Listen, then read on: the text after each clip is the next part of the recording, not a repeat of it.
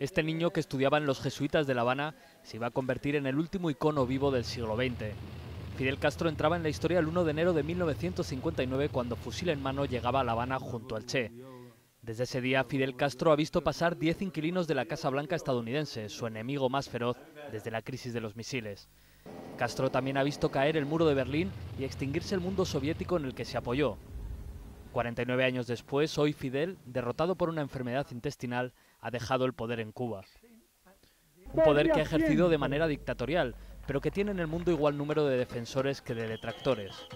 Con él, Cuba alcanzó récords de recolección agrícola, de alfabetización, de cobertura sanitaria.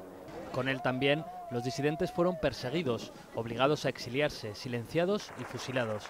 Desde esta caída en un mitin, la salud de Fidel Castro ha sido motivo de preocupación en Cuba. Tras ceder el poder provisionalmente en agosto de 2006, su hermano Raúl dirigía el país.